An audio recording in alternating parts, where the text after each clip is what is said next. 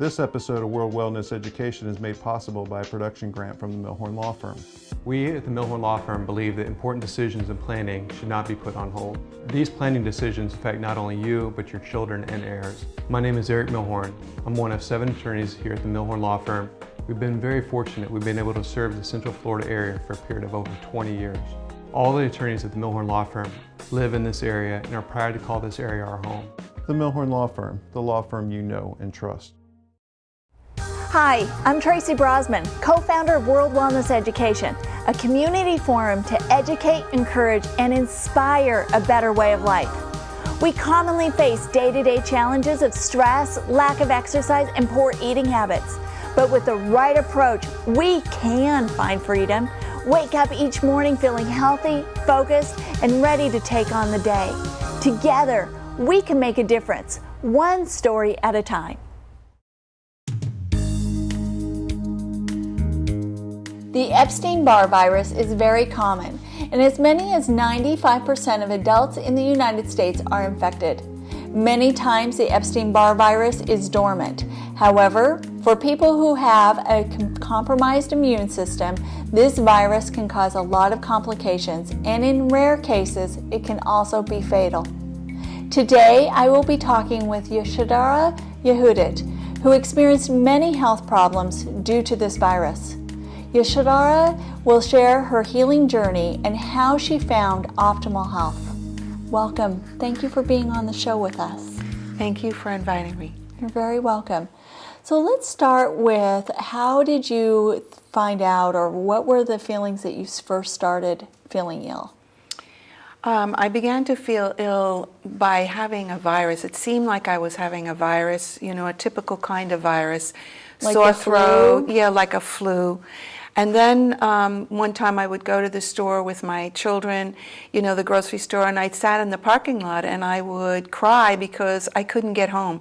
I didn't have the energy to get home. Oh my. So I knew something was seriously wrong at that point. And your children were in the car with you? My children were in the car with me, and they probably weren't driving age, right? No, they were younger, and so it was very difficult because I didn't know how. My husband was at work, and I didn't know how to get home.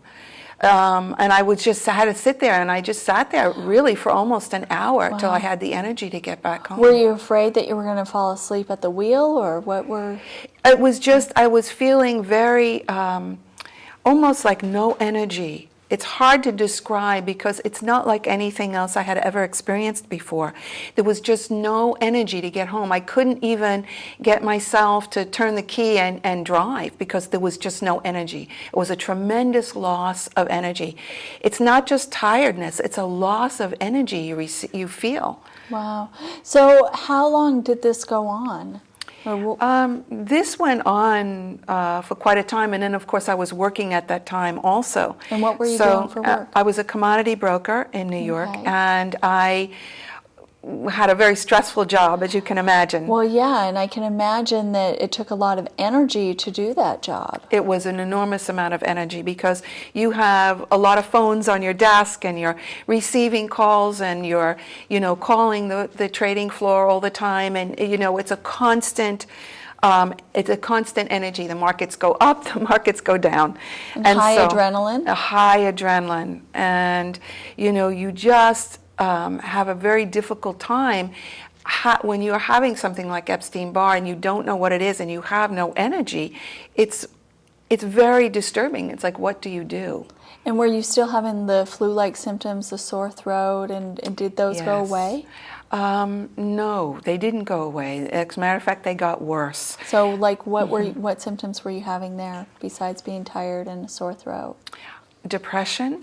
There was a depression that was part of it. It was really, not only a sore throat, it was having these symptoms of wanting to sleep all the time. I mean, it got to the point where I was sleeping almost 18 hours a day. Wow. And I knew that this was not acceptable. How can you live like that? And how were you working? It was very difficult. Raising kids. It was very difficult. I had someone watching my children, which I had to have, and at the same time, traveling back and forth to my work. it wasn't easy, and it was not as bad. It just got progressively worse. It started to get progressive. I wasn't sleeping 18 hours a day in the beginning. It wasn't until after I stopped working that I started to sleep that much. So what made you decide to stop being a commodities broker? Was it your health, or did something else happen? Well, it wasn't just my health. It was also that I had met a Native American. Some friends of mine had an art show, Okay. and they had invited Native American people into their art show to bring their art, and it was absolutely stunningly beautiful. And I went and I met a person, a Native American there, and he started talking about his travels and how he came to New York and his journey in his canoe and how he wanted. And as he was giving this journey, I began to see his journey in front of me, almost like what people would call a vision, but I didn't know that it was a vision.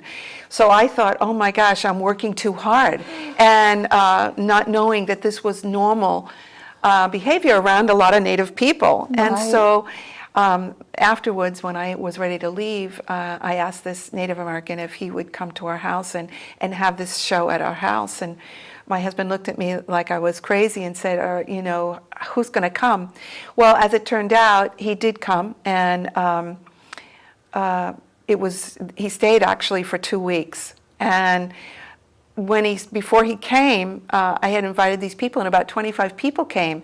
And these people came at about 1:30, and he was supposed to come at 1:30, and 1:30 came and went, 2:30 came and went, 3:30 came and went, 4:30 came and went.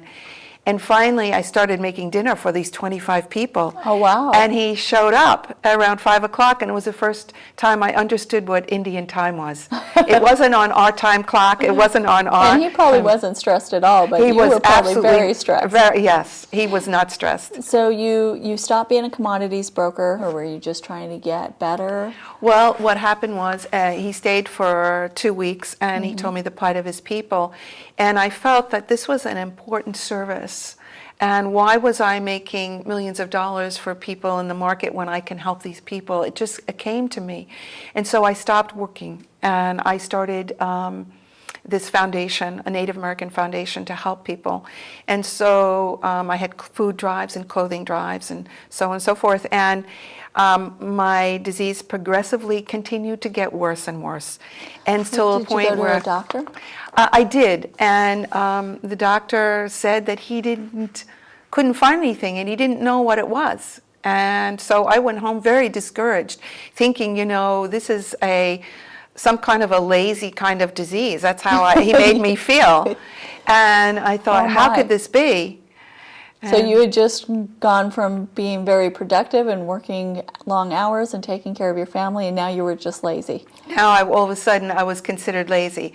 And Wow. so I started to do some research. And as luck would have it, a friend of mine gave me a book, and on it was about all chronic fatigue syndromes. And in there was Epstein-Barr, and I started to look at the symptoms, and the symptoms were the same as mine.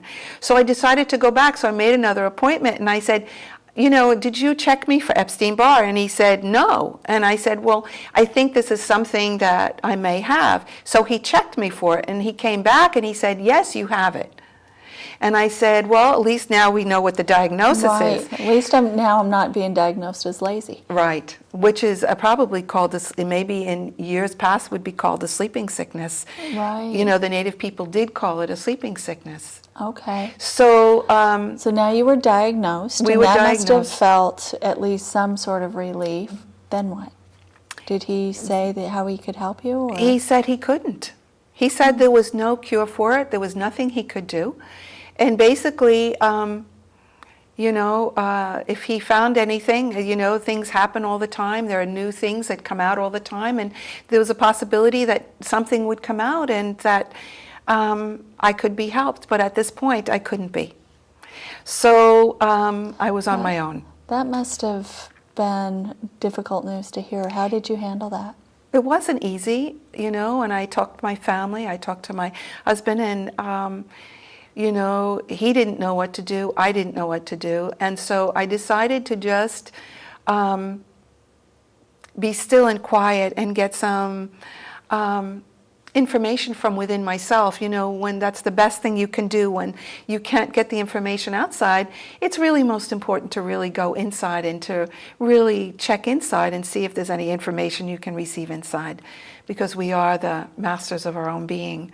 So I did go inside, and I just had a lot of faith, and I really decided to do some research.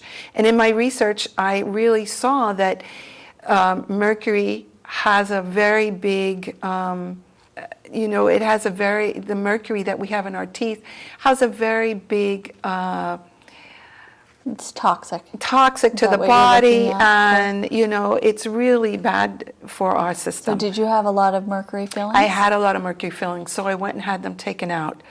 And it was actually quite expensive, but I did it. And then I found out there was also tests you could take where you could see which tooth had the most mercury and which one was the most toxic. And so I had all of that done, and I had it taken out. And really, it affected me deeply. I really became much better. So you were sleeping at that time before you had the mercury taken out. You were sleeping 18 hours a day. And still having all of the flu-like symptoms. And, right. And once you had the mercury taken out, how did that? I no longer had the flu-like symptoms. I didn't sleep as long.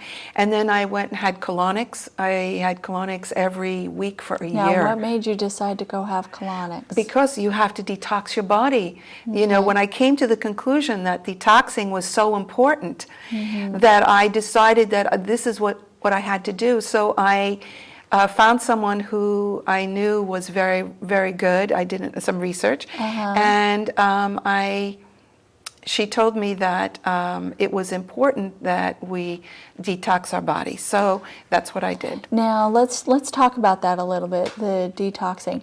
What type of things, we talked about the mercury, but what other type of toxins were you trying to remove? Where were you getting these toxins from? The toxins were coming in not only from the mercury. I believe the toxins were coming in from just the fact of how we're living our life. What are we eating? What are we putting into our bodies on a daily basis? I mean, this is all extremely important. I think people don't realize that when we have something like a chronic fatigue or Epstein-Barr, it's not just what we're eating, it's also what are we thinking, what are we feeling inside our body? What's really going on emotionally with us? Right. So, well, you bring that up. So regular toxins that you're getting in, but also the toxins of your emotional body too. So were you highly stressed, I can imagine, with the job, but how was your relationships? When you started getting ill, did this add to the stress of your life, or were they very supportive? It added to the stress of my life. It was very difficult. My children didn't understand. My husband at the time didn't understand. He was really having a difficult time with it because it was hard making a meal. It was hard going grocery shopping. It was hard doing a lot of these things. So I went and I started working on doing healthy things, health food. And so I became a vegetarian. And then I decided to eat live foods. So why did you decide to become a vegetarian? Let's talk about that first. Because I think a normal standard American diet carries with it a lot of toxins. Okay. And is very difficult. Like toxins from, are you talking about processed foods, meats? Yes, what are you processed foods, meats, also a lot of the GMO foods. You're eating foods that are genetically modified. What are we really eating? What are we really drinking? Right. Do we have fluoride in our water? Fluoride is considered in some instances good, in some instances not so good. Right. So it's just eating plain, organic, live foods really started to make the difference, and I started to make these green smoothies. So let's talk about when you say live foods, what does that mean? Now, you said you were a vegetarian, so I'm assuming you're not eating raw meat. Right. What's a live food? Let's do a definition of that. Okay. A live food is like taking kale. Okay. You get plain kale. Right. Or you have bananas and you put kale, and you can put bananas, you can put apples, you can put dandelion greens, like you're using dandelion greens for your liver, you're cleansing your liver. When you have an Epstein-Barr or chronic fatigue, it's attacking your liver most often. So if you have liver spots and things like that on your hands, you know that it's attacking your liver. So when you're doing dandelion greens, you're doing kale, you're doing spinach, and you're doing... So you were eating fruits and vegetables. Right, and you're putting them in a blender and you're blending them. Okay. And were you cooking them at all? No. Okay. So cooking is when they're not live anymore, right? Right. Okay. Anything over 118 degrees that you cook is no longer live. Okay.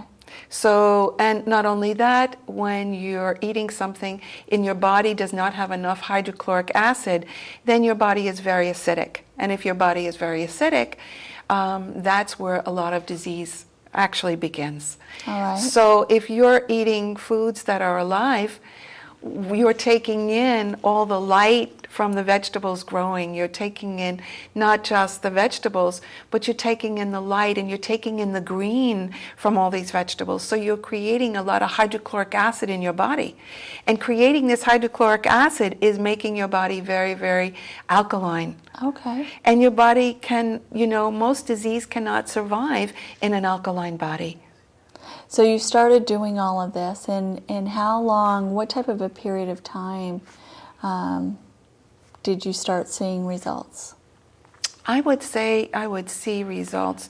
You mean from your eating and... I would say within the first couple of months, but within the year, I was almost completely healed of Really? Epstein-Barr, yes. Wow. So you had, what were your energy levels like at that time, or what are they now? My energy levels are pretty high. I mean, I'm doing yoga every day. Okay. I'm just doing live foods every day of my life. I'm really feeling more energetic now than I did when I was 20. Wow. So, we talked about that stress was playing a huge part Yes. in this, and stress often does, as we hear from our guests, that stress was a huge factor. How did you start removing the stress? We talked about the food, so you started adding the nutrition good to your question. life, but what about the stress? The stress is something that really affects many, many people in their life. And not only when you're having smoothies, when you're eating live foods, the stress is reduced just by eating these foods, but also through meditation. Okay. So I did a lot of meditation, and the yoga reduces stress and meditation, because when you're in meditation, you're just allowing yourself to just calm down, be peaceful, and to really connect with who you are inside. And that really relieves a lot of stress. I think that people don't realize who they are, so the stress becomes, who am I? What am I doing? Why am I doing this? Why am I doing this job? I'm so stressful. We don't even ask those questions, we just do, right? Right. Then it's way, way past when a disease or something else happens that you start asking those questions. Exactly. So you started meditating a lot. What about exercise? And I also want to yoga? state that when you're making your food, to be in prayer. Okay. That 50% of everything that you're making, when you're in prayer, you're putting that prayer into your food. So that all comes back into your body. And so you begin to emanate what it is that you're praying. If you're praying to love yourself and to, be in a place of forgiving self, loving self, helping self, all of that comes back, into your body. And that's a beautiful experience, because you begin to feel that after a while. It begins to show up. So when you're talking about praying over the foods and in the preparation in live foods, are you growing your food, or are you still getting it from the grocery store, or how is the process? Well, that's a wonderful question. I actually have hydroponic gardens. Okay. I have something called living towers. Yes. So wonderful. So I go out in my front yard where they are, and I pick my kale, from my smoothies, and I pick my spinach, and Everything is right there, but I also do go to the health food store and get different things like dandelion greens, and Swiss chard. And all of these greens put so much hydrochloric acid back into the body that you no longer have to deal with Tums, you no longer have to deal with any antacids whatsoever, because the hydrochloric acid is really healing, because when you're doing things like smoothies, which is what I did, all green smoothies, it's already broken down. So when it comes into the body, it can really go to those parts of your body that need healing. And so it instantly goes to those parts of your body. And so that's how it really healed my body, was being able to have all the hydrochloric acid, the greens, and to really, by having it already broken down, it automatically goes to those parts. And the prayer. So you're mindful from the beginning of your food process through to the end. You're very conscious. You Yeah. become very conscious, yes. And what's really wonderful is that when you do that in terms of your yoga, you have you do yoga, or you can work out, or you walk. All of these things, or you do qigong or tai chi, all of these wonderful methods, on a daily basis. If you're working a 9-to-5 job, make sure that at night or in the morning, you're taking the time for your meditation. You're taking the time for your prayer. You're taking the time to, when you eat your foods, to really put that into your food, and to work out. Yeah, this is all part of it. So your life before versus your life now, how has that changed? It sounds like it's changed dramatically. It's I'm sure the people where I used to work wouldn't recognize me now. It's like, it's been a very spiritual journey, because we all have journeys that we go on in our life. It's just that we don't look at our life as a journey, but each part of our life is a very, very powerful journey. And each step we go through transformations time and time again. And each part of that transformation is willing to let go of the past and move into the now, and to be in the moment. And if we allow ourselves to be in the moment and to be in the now, the journey just continues beautifully. When we have the resistance, it's when things happen we don't like. But if we just allow ourselves to continue to move on this journey, what happens is it's beautiful. We just keep evolving and keep growing. And it's about the growth, really. So you're very happy with where things are. I'm very happy. And it was a healing journey that really shifted. Had you not had the disease, who knows where you would have ended up Exactly. being, right? Exactly. Now, you had mentioned before the show, we were talking a little bit, and you had mentioned your age, and you don't need to give your age out on air, but tell me, as far as aging, because as we get older, so much of us are worried about how we look and all that, and you've seen a change, like almost a reversal of aging, you had told me about. Why do you think that is? Why do you think that you look and you feel so much younger? I don't mind giving my age. I'm Okay. 60. I'm 67. I'm going to be 68. You look fabulous. And thank you. And I don't think it's the age. I think it's just the light from the food.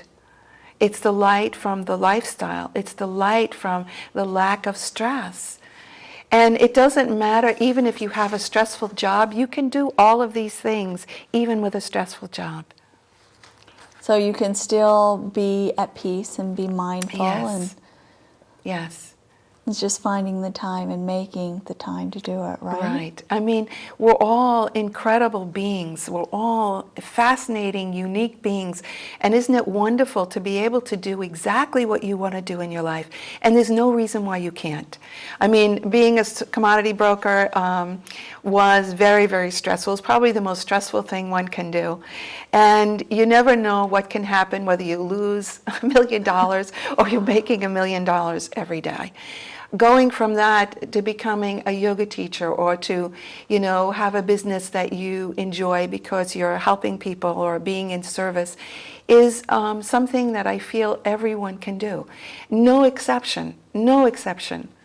I'm not unique. I'm just another person being able to do this work, and I feel that everybody can. Well, and I don't think it's a matter of what we do for a career, it's how we do it, right? Yes. And the joy that we have. And I think that Exactly. that's what you discovered. If somebody would like to find out more about your journey and talk to you more, how would they do that?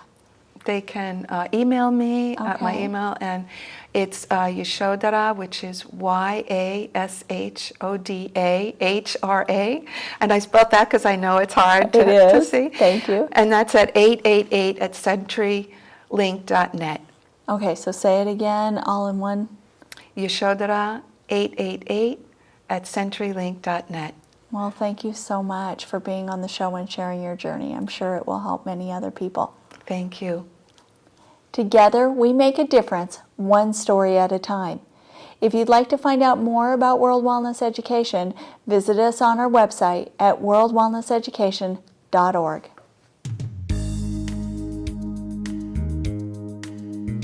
If someone asked if salt is good for you, most likely you would answer no. We have been led to believe that we should avoid having too much salt in our diet because it can cause many health problems. However, not all salts are the same. It is true that table salt is not good for us. Table salt is mined from underground salt mines and is heavily processed, refined, and stripped of all its minerals, except for sodium and chloride. Then, an anti-caking agent like aluminum is added. Table salt is acidic, and since the body cannot break down the chemical bonds to utilize the sodium, it is not easily excreted from the body. We know that table salt is a contributing factor to a number of diseases. Now, let's look at unprocessed sea salt. The list of benefits for unprocessed sea salt is very long. Research shows that sea salt can help you build a strong immune system. It is alkalizing to the body and has not been exposed to high heat or stripped of its minerals. It also does not have anything added to it, such as aluminum. A sea salt bath can help relieve dry and itchy skin, as well as serious conditions such as eczema and psoriasis. It is also effective in reducing inflammation in the respiratory system. When sea salt is taken with water, it can help reduce high cholesterol levels, high blood pressure, and help regulate an irregular heartbeat. Sea salt has also been found to reduce the need for insulin by helping maintain proper sugar levels in the body. It has also been shown to be effective in treating various types of depression by helping preserve serotonin and melatonin, which helps you feel good, relax, and sleep better at night. This information is not meant to be medical advice. No action or inaction should be taken solely on the contents of this information. Instead, you should consult appropriate health professionals on any matter relating to your health and well-being. Thanks for joining us. Remember, you can catch this show each week on Lakefront TV. To find out more about World Wellness Education, check out our website at worldwellnesseducation.org. We'll see you next time. This episode of World Wellness Education is made possible by a production grant from the Milhorn Law Firm. Have you or a loved one ever suffered an injury due to the negligence of another? Then it's time to turn to a law firm that you know and trust, one with a record of client satisfaction and integrity. Hello, my name is Ryan Milhorn, and the Milhorn Law Firm has been representing personal injury clients in the Central Florida area for over 20 years. Our attorneys live in this community and are very proud to call it home. The Milhorn Law Firm, the law firm you know and trust.